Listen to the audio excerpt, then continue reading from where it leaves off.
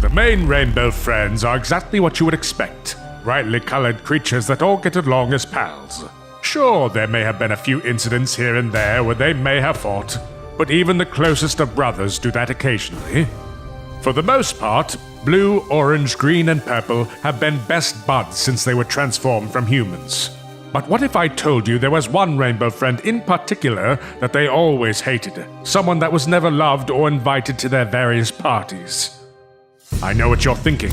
It's probably Red, right? While it's true Red is hated by the rainbow friends now, he had plenty of opportunities to be accepted by the group. It's his own fault he chose to destroy and deceive at every possible turn. And even now, if he was to ask for forgiveness, they would probably forgive all the bad things he's done. No, this is the story of a rainbow friend no one knows or cares about.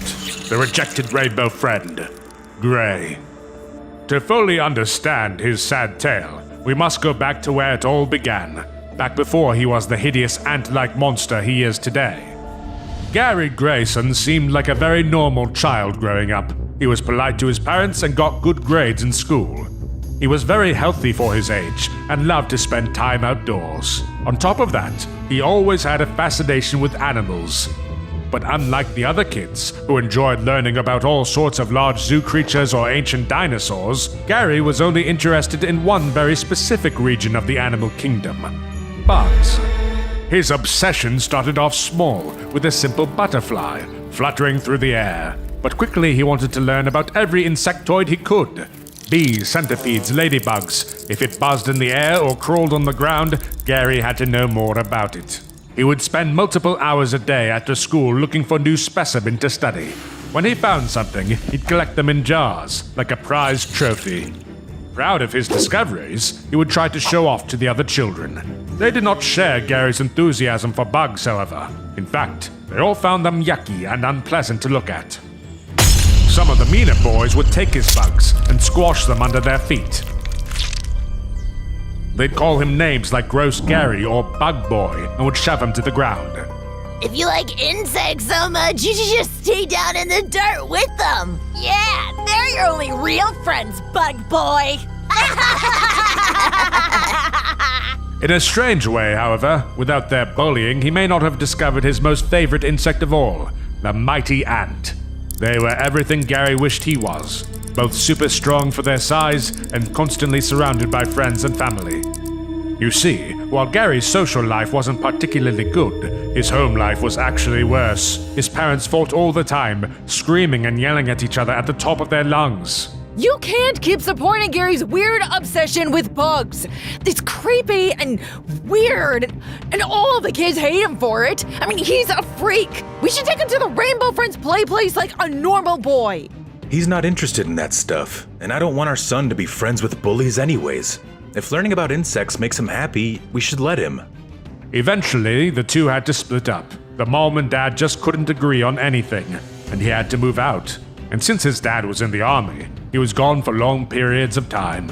With his father out of the picture, Gary was forced to give up his bug collection. It was all he really ever cared about. Gary wasn't even allowed to talk about bugs. If he did, his mom would make him do all sorts of difficult chores. If you want to talk about ants so much, then you must not mind working as hard as an ant. Gary was miserable. But whenever his dad was back in Bloxburg, Gary got to stay at his house. Gary would look forward to it for months. Remember, absolutely no mention of insects of any kind. You hear me?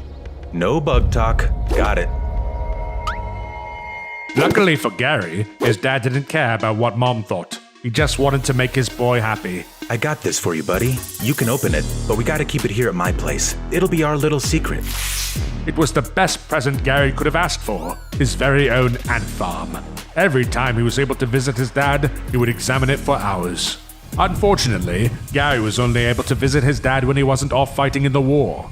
At one time, he never returned. He was the only one that was ever truly nice to Gary, the only person supportive that didn't make him feel like a loser. To make matters even worse, it meant that his mom was finally able to find the ant farm, and she was furious. I can't believe you, Gary! All these years, you've been lying to me? When will you get over this stupid bug stuff and just grow up? It's time to teach you a lesson once and for all. The mom took the ant farm outside and smashed it to smithereens. She poured gas on the rubble and lit it on fire. It broke Gary. He felt like he had no real family left. He was now all alone in this world. Eventually, though, the years passed, and he was finally old enough to move out.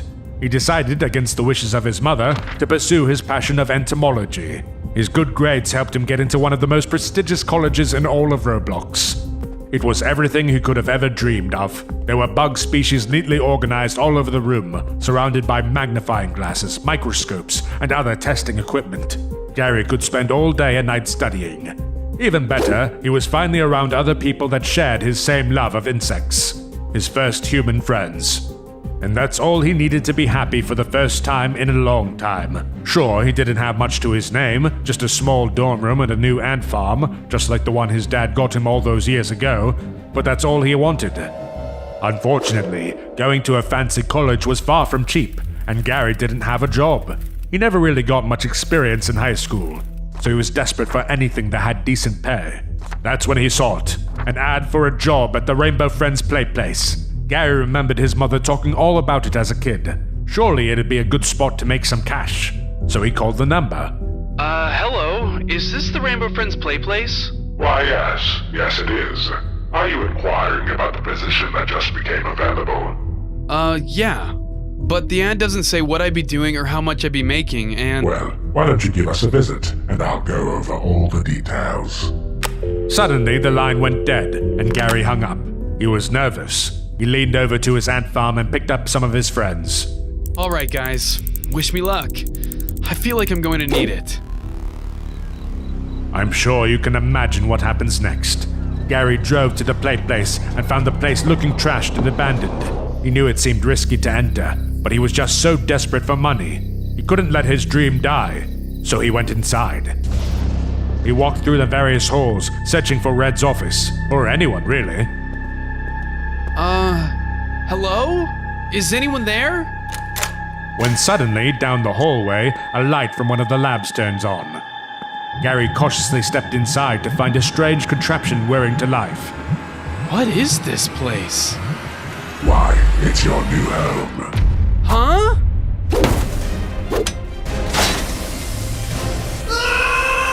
But what neither Red or Gary realized was that one of Gary's ants was still on him.